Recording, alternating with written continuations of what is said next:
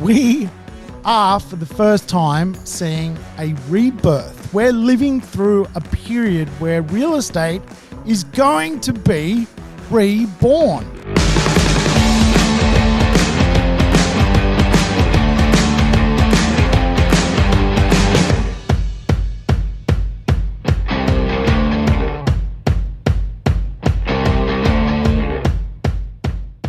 Welcome to the Urban Property Investor. I'm your host, Sam Saggers, here to help you crack the code of real estate wealth. I tell you what, today we're going to go through some more fidgenomic activities of the phygital world. If you have no idea what I'm talking about, probably not a bad idea to back up one podcast and listen to the previous episode. Why?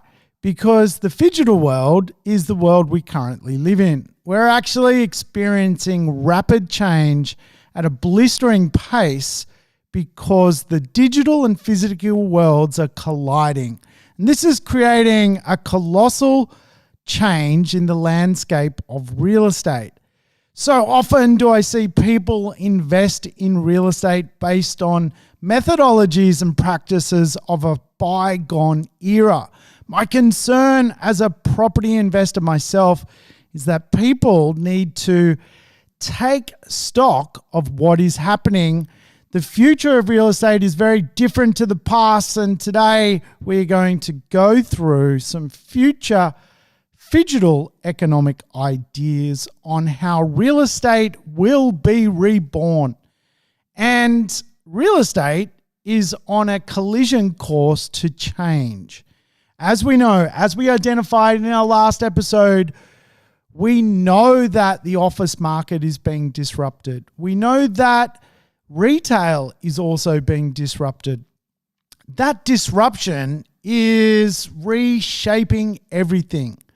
We understand that today it is possible to work from home. So your choice of where you work from is a big consideration now for people buying real estate. Does the real estate offer a good backyard, a great balcony to stretch your legs? Does the real estate have a study or a spare room which you can utilize for work? All of a sudden, the idea of real estate has morphed to not just being a place where you go to sleep, but actually a place where many people now wake up and go to work.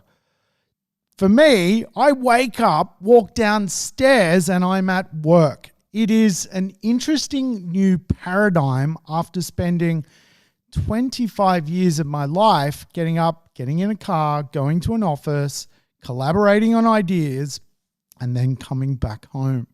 All of a sudden, real estate has changed. The human science of that change is very much in the previous episode. Today, I don't want to go into some of the behavioral changes of what is occurring, particularly around the office space. Today, I want to talk about urban rebirth. The fact that people and place can actually go through change. We are, for the first time, seeing a rebirth. We're living through a period where real estate is going to be reborn.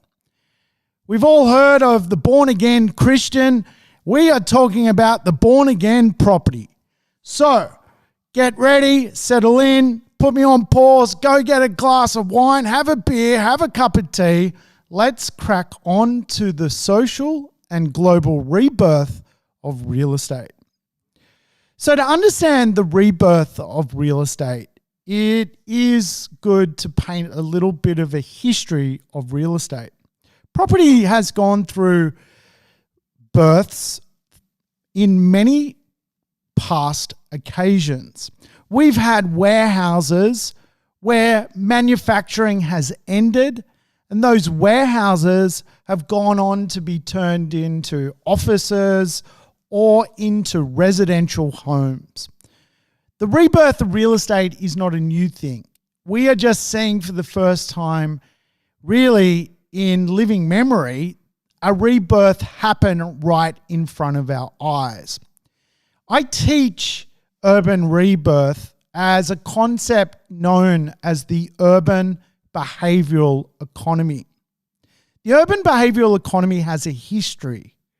Have you ever wondered why on Thursday nights in Australia, people can go late night shopping? Why do shops open late on a Thursday night?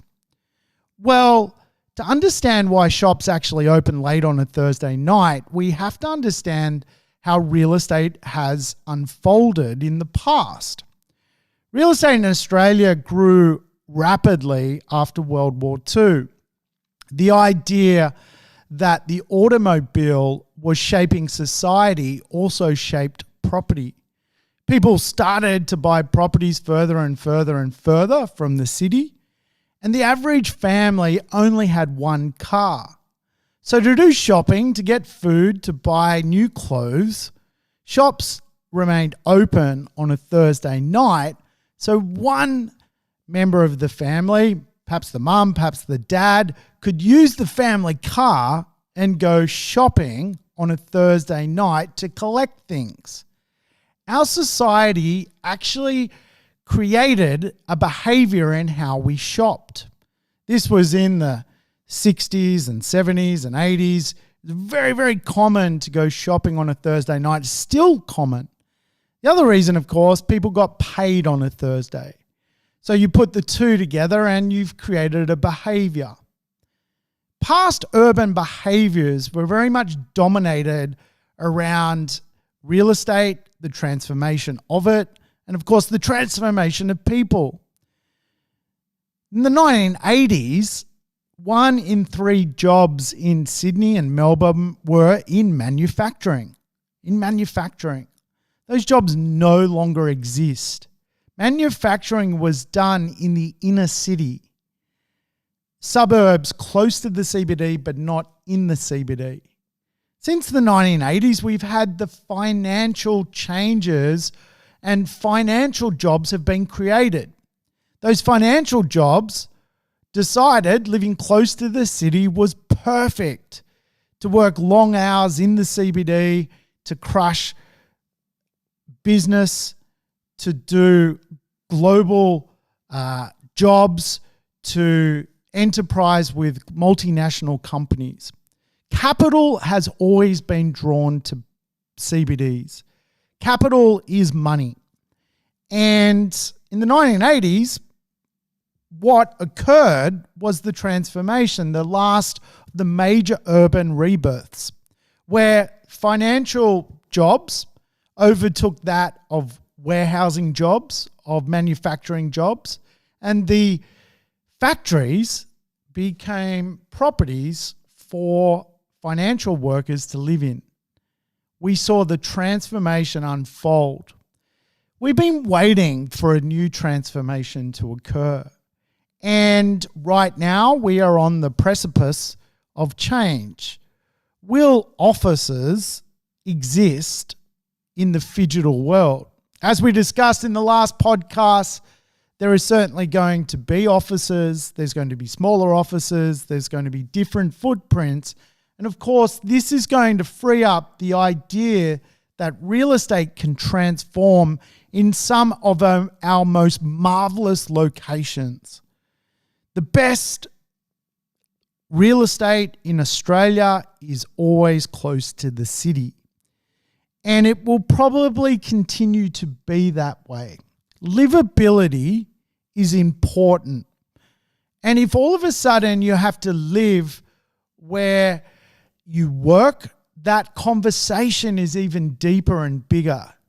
Not only does it pertain to if you have a large house or a small house or a big apartment or a small apartment, but also you really need to now love where you live. A lot of people have never really loved where they live. If I put 50 people in a room and I ask them, how many people in this room are in their dream house or in their dream suburb, I can guarantee you, and I have done this before, 1 out of 50 puts their hand up. 49 people out of 50 do not live in their dream home. 49 people out of 50 do not live in their dream suburb. But all of a sudden, the urban rebirth is reframing that perhaps spending a little bit more to get the better suburb, the better property is going to be a thing. Because if you're spending a lot of time in one place, you're going to have to love that place. It is big news in real estate. So I think here in Australia, we are obviously going through a pretty challenging time with the old coronavirus. It feels like everyone's broke because coronavirus has come along and kicked everyone in the knackers. Well, I tell you what, here in Australia, we are lucky, right? I just looked at the cases this morning in India. 78,000 people today contracted coronavirus. Today in Melbourne, 41 people contracted coronavirus. I do believe there needs to be some perspective in what is occurring. See, Australia already has livable cities. If you look at the Global Livability Index, you'll find Australian cities are highly ranked. In fact, the one city we're all picking on at the moment, little old Melbourne, has won the world's best city 7 years in a row to live. So we are going through urban rebirth, and there is this argument that it's by doomsday, is that it's kind of like the end of Melbourne, it's the end of Sydney, it's the end of Perth. We're all going to go and live with alpacas in a farm in the middle of nowhere. Well, let's just calm down. The first rule of the urban rebirth is that cities are going to continue to prosper. They are the seed of innovation. They are the seed of capital. They are where jobs are. And many cities in Australia are very livable. Melbourne is not an expensive city. There are pockets in Melbourne which are expensive, but you can still build and buy a home 20 k's from the city in Melbourne for $500,000. You could go to a smaller Victorian city and build a home for $400,000. The difference is not huge. It cost a lot to build all over Australia. Melbourne is a livable city. It is a world-class city. It's got arts, it's got culture, it is fun. It is a combination of mystery, adventure, attitude, and money. Many Australian cities are without question going to prosper after coronavirus. I will do a talk on how our cities will re-prosper. If you tune in next week, you're going to hear the conversation of how we are going to socially engineer wealth out of real estate as Australia's number one asset class. But Melbourne's not alone in the top cities around the world when it comes to livability. Sydney's in there, Adelaide, Brisbane, Perth, all of our major cities qualify as completely livable. Remember, today India's had 78,000 cases of coronavirus. We have shut down Melbourne for 41 cases of coronavirus. The standard is set high here in Australia, very high. And of course, the federal government is footing the bill, pumping up everyone with a bit of JobKeeper, a bit of free money, a bit of printing money out of the printing press, which will also be discussed on my next podcast. Hey, if you have to live within a 5-kilometre radius, what is your decision-making process around real estate? If you had to stay within a 5-kilometre radius for the rest of your life, where would you choose? It's a pretty big question. But that is the current state of affairs. Victorians can go 5 kilometres from their property and spend 1 hour outside right now. So all of a sudden we get to realize we're living local. Urban rebirth is something town planners have been working on for a very long time. It's called the 20-minute neighborhood. It's called living local. I'm big on this. Everyone I coach, I'm like, you've got to invest where you can live local. If you could see yourself living there and having a good life, having good local public transport, having cycleways, being able to walk around without a car, having a diverse difference of people and place, having great local schools, great green places to go to, parks, sporting facilities, you're in a good area, right? But the problem is most of society is not living that way. Most of society goes home to an area where there is one local park, not 10 to choose from, where there are no parks to bushwalk in, where there is no lake to go and sit by, where there is no beach to go jogging in the afternoon. The idea of the urban rebirth is that real estate will be valued on what is within its 5-kilometer radius zone. Think about that. Think about how you're investing. I was talking to a guy on chat. Everyone's chatting now, aren't they? They get on Facebook, then you send you a private message, have a chat. Chat's the new world. Everyone does business by chat now. It's getting really weird. Once upon a time, we just rung each other on the telephone. Before that, we wrote letters. Now we just chat. Hey, mate, what do you think of this? What do you think of that? Guy I was speaking to was looking to buy a property, a house and land package in the middle of nowhere. Thought it was a great idea. I was like, mate, what's within the 5-kilometer radius? What's local to this? The world is changing. People need to learn to invest in living local and what that means. Space is changing. We are seeing now for the first time in a very long time that real estate is going through the shuffle. The shuffle is occurring. People are now searching for properties with functionality. For the first time ever, people are going, how functional is this real estate to live at home in this real estate? Does it have a study? Does it have a spare room? Does it have space? And we don't necessarily need to change our real estate. There's real estate for everyone because there's all types of people. 24% of Australians are single. So the idea that they're going to leave a city to go and live in a big house in the bush makes no sense to me. That's false economics. If anything, what you will see is 1-bedrooms perhaps are more suitable for one person, not two. Couples, because people will work from home, will look for 2 bedrooms, not 1 bedroom.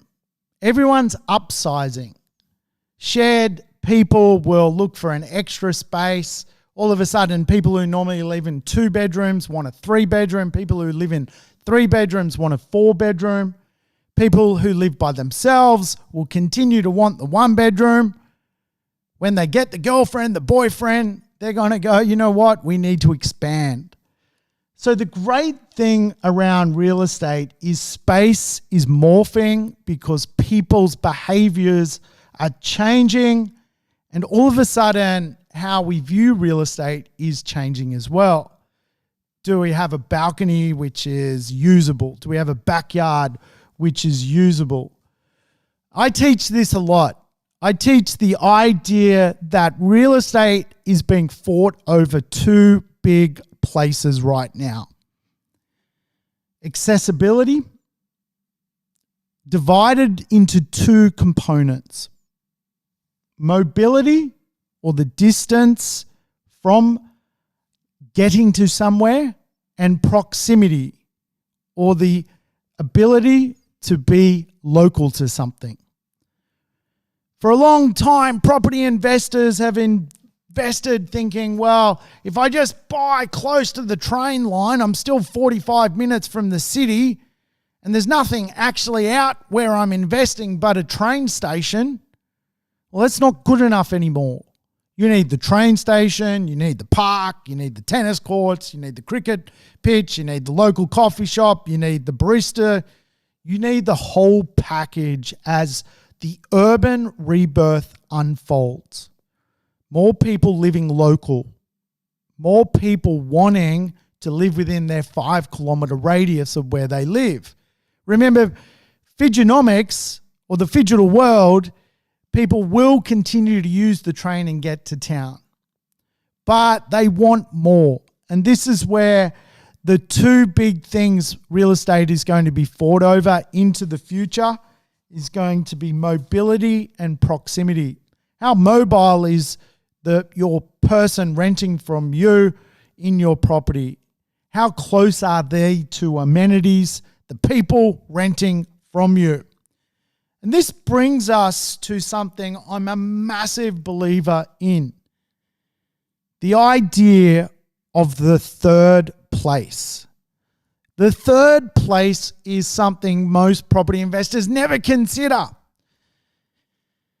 Now, in urban economic rationality, the third place is simply an area that you can go to, which is close to your property where you live, or the property investment you own, where your occupants can walk outside and go somewhere. The third place. Now, a lot of property investors never buy the third place. They buy the first place. The first place is the home, the apartment, the townhouse. The second place is the backyard, the balcony, the courtyard. We get that bit right as property investors. It's hard to go wrong. Every property comes with a first and second place. You can't stuff it up. But would it not be better to choose an investment on top of the park, or next to the walking track, or just within a couple of 100 meters to the shops, or 200, 300, 400 meters to the beach? The third place is now big because whether you are working from home in a big house, a small house, a tiny house, you go bonkers if you don't move around. And the idea that you need to be walkable to the third place is extremely important. Third places in real estate does not mean getting in the car and driving 20 minutes to find a third place. A third place needs to be walkable. The idea of walkability to me equals capital growth and cash flow. I've been investing in walkable neighborhoods more than any other real estate neighborhood. Why? The third place. To me, real estate, particularly in the investment sector of the marketplace, is fairly generic. I mean, most people listening to this are not spending 2 mil, 3 mil on a property. Most people listening to this are spending $200,000, $300,000, $400,000, $500,000, $600,000, $700,000 on real estate. Well, here's the news. When you spend $500,000 on real estate, it is pretty much similar to just about every other piece of real estate.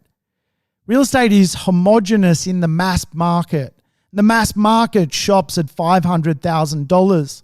The discretionary market shops at $2 million, $3 million, 1.5.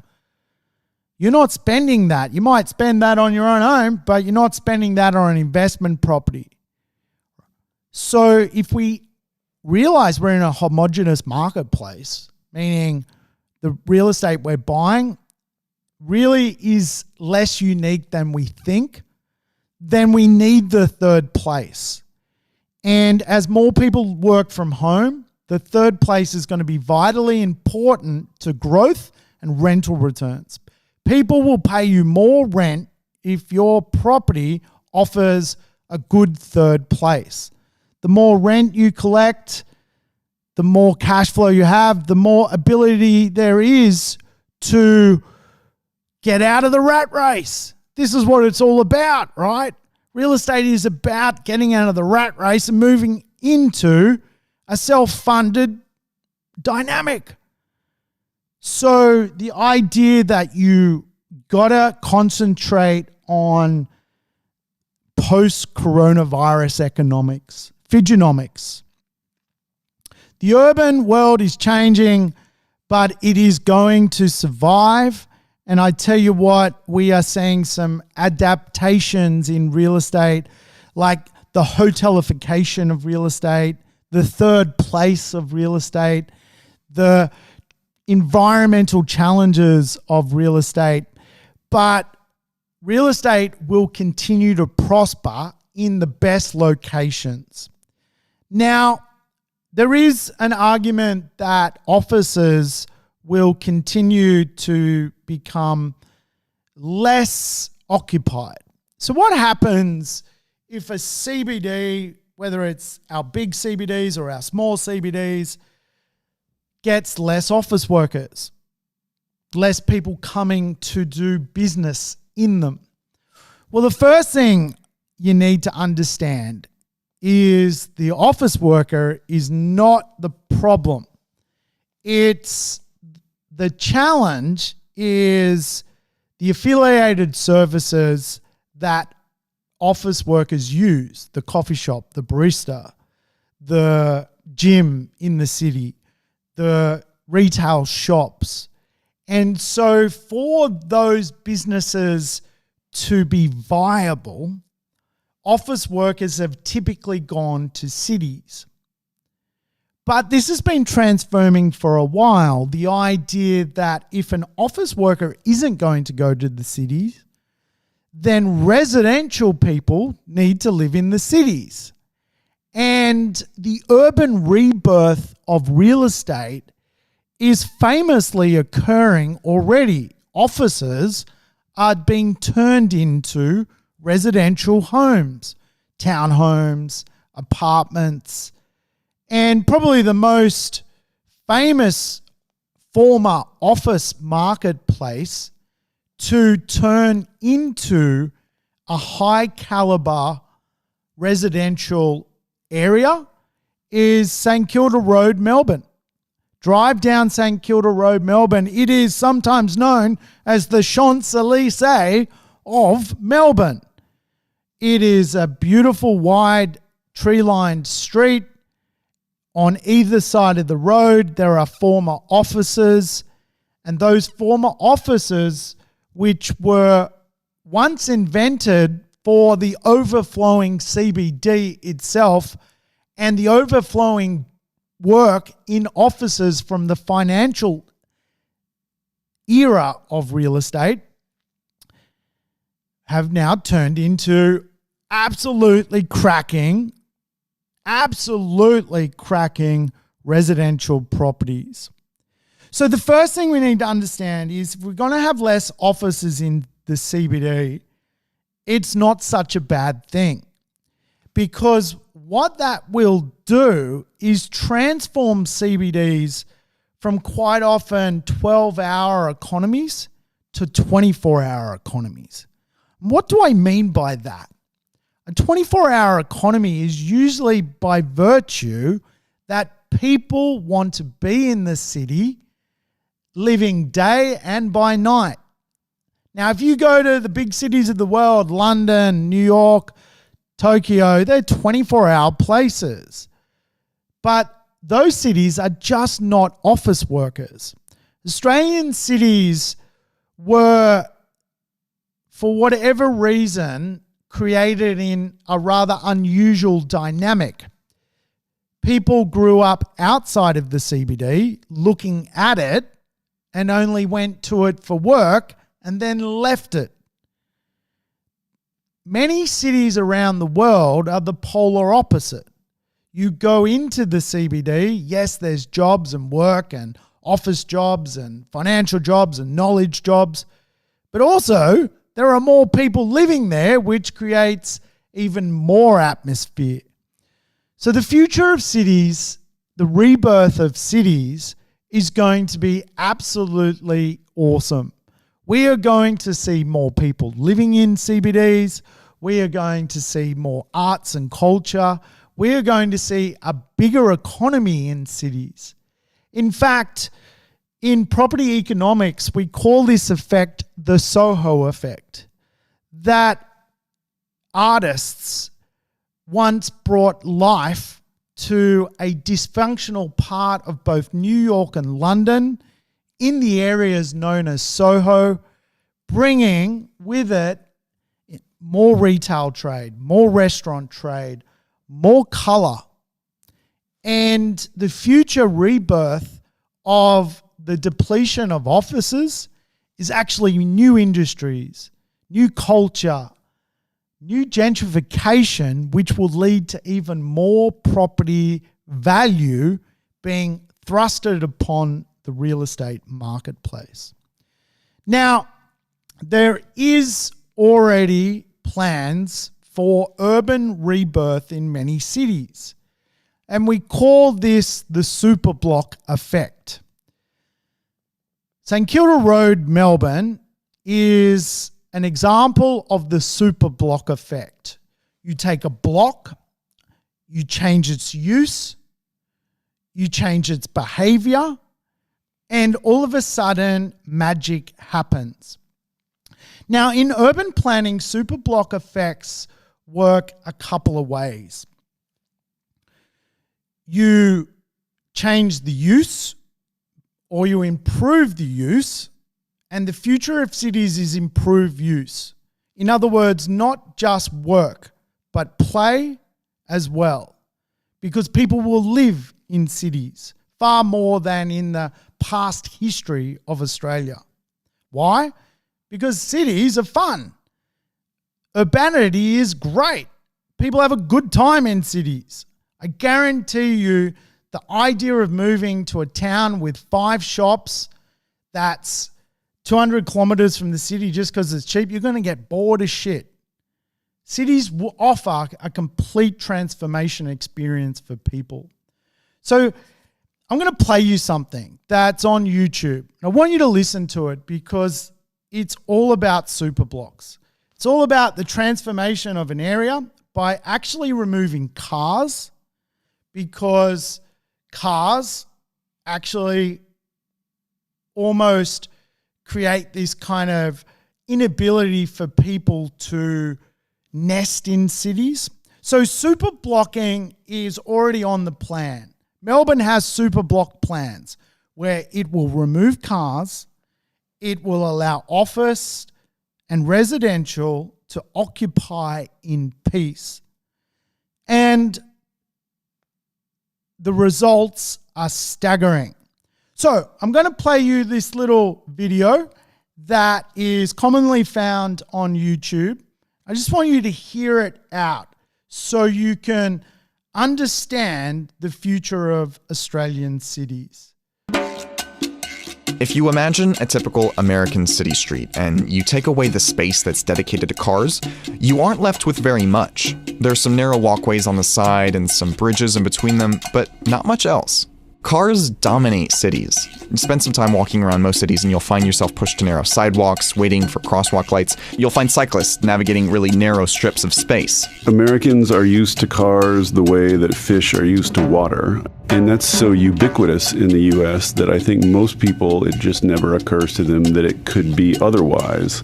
But what if there were a way to change that, to give space back to pedestrians and bicyclists, and to make cities more friendly to life outside of a car?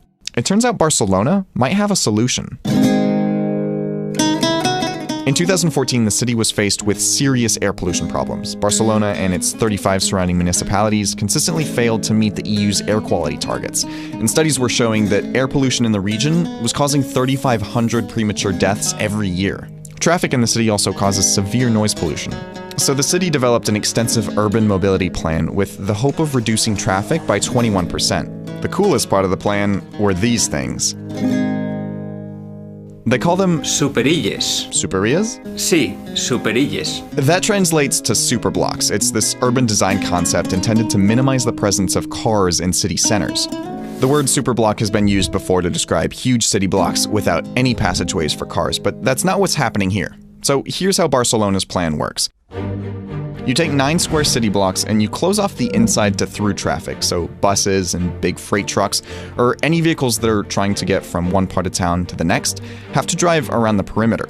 Inside the superblock, the speed limit is kept to 10 kilometers per hour. That translates to just over 6 miles per hour. And curbside parking is replaced by underground parking. And that means you wind up with street space for markets and outdoor games and events. Within this 9 square block perimeter, you're going to have kind of a pleasant streetscape where people can walk around and mingle and do things without this kind of constant fear of cars around. The concept is going to be tested out in 5 neighborhoods, but the city has identified 120 possible intersections throughout the region where it could be implemented. So how do we know what the results of this kind of plan would look like? Well, northwest of Barcelona is a city called Vitoria-Gasteiz, which has implemented superblock designs since 2008. In the main superblock at the city center, pedestrian space increased from 45% of the total surface area to 74%. And with so much less traffic, noise levels dropped from 66.5 decibels to 61 decibels. Most impressive of all, there was a 42% reduction in nitrogen oxide emissions and a 38% reduction in particle pollution in the area. And on top of that, business is up. What you consistently see when people change their streetscapes to prioritize human beings over cars is you don't see any decline in economic activity. You see the opposite. You get more people walking and cycling around more slowly, stopping more often, patronizing businesses more, and that kind of sort of that center of social activity will tend to build on itself. So here's the question. Could something like this work in an American city? Barcelona has some unique advantages getting started on this plan in that a lot of it was built before cars and a lot of it was built on a simple grid. The district of Eixample, which is where the superblock plan is based, was designed in 1859 in this repetitive grid structure by this guy, Ildefons Cerdà. He basically invented the word for and the study of urbanization when he laid out this grid plan for Barcelona that evenly distributed resources like schools and hospitals. But superblock designers insist that cities don't need a simple grid structure to implement this kind of plan. It can work anywhere. Now, cities in the US have attempted some car-minimizing projects like this. The problem is they're usually done in wealthier areas with lots of existing businesses. Zoning policies often require separation of residential areas and commercial areas, but an ideal walkable area would be a mix of the two. On top of that, zoning minimums on parking availability encourage the presence of cars and parking lots, and minimums on street width make for really wide, unwalkable streets. And because of that, walkable districts are basically isolated luxury items in the US. What makes the Barcelona plan different is that they aren't setting aside one fancy neighborhood or town square to make pedestrian friendly. Instead, by proposing superblocks throughout the entire city, they've declared car-free spaces a right for everybody, no matter what part of town they're in. Maybe this might be overly optimistic, but I think it's sunk in the US that the model whereby every city resident comes with a car and drives a car everywhere is just inherently limited. It limits the growth of your city. It limits the health of your city and the growth of your city. So one way or another, we have to find ways of having a lot of people live close to one another without all of them having cars. You're being able to get around and work and play and live and have enjoyable lives without cars. And today, this is how the American road... That was brought to you by Vox Media. So the urban rebirth is unfolding. One of my most favorite places I love going to anywhere in the world is Japan. In Tokyo, you have the Ginza. And the Ginza is a walkable neighborhood. It's actually a very expensive neighborhood. Part of the expense is the fact that it is walkable. Part of the expense is that you can take your time to promenade and look at beautiful shops and take your time to have a coffee and not be hassled by the rat race, which is much of the rest of Tokyo.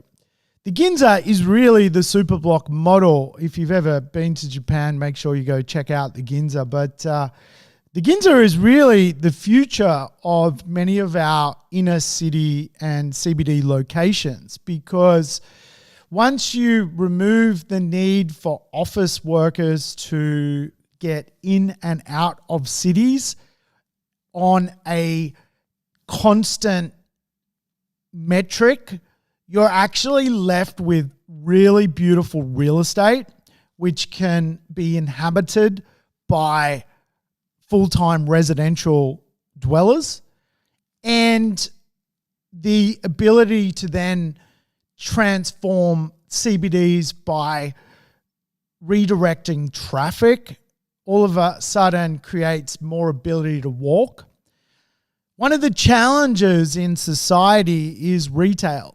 And retail is a big fundamental of jobs in Australia, as it is of much of the world. For retail to be really active, for retail to be successful, CBDs will allow not just late night shopping on Thursdays, they will allow it to be 24/7. And a lot of that will be driven by the idea that people can now walk through cities, that cars aren't going to necessarily compete with them. And the Ginza effect, or that Superblock effect, will unfold without question as the rebirth of cities will unfold, particularly Australian cities which are not used to residential people living in the CBD. It's a very small footprint at the moment, and the future, without question, is going to be unlocking some very, very valuable parts of CBDs to the residential world, the residential walking world, and the residential retail world, which will absolutely game change Australian cities for the better. The value of real estate in the future around cities is going to become even more expensive, without question, not less. The new maths of real estate is designed around how people live, work, and play, how mobile or how close people live to places, and of course the idea that behaviorally knowledge and wellness is a big part of people's decision making. Hey, I hope you've enjoyed the show. If you have any feedback for me, feel free to contact me, shoot me a message, shoot me a chat. I'd love you to leave a 5-star review of this episode if you thought it was good. Hey, thanks for tuning in. Until next time, I will catch you and we'll talk property and crack the code of real estate wealth. Thanks for tuning in to the Urban Property Investor. To never miss an episode, make sure you subscribe to the podcast on your favorite app or on YouTube. And I would love it if you could give the show a rating and share it with your friends and family. In between episodes, you can always keep in touch with me by connecting on social media over Facebook, Instagram, or LinkedIn. Until we meet again on the next episode of the Urban Property Investor, take care and bye for now.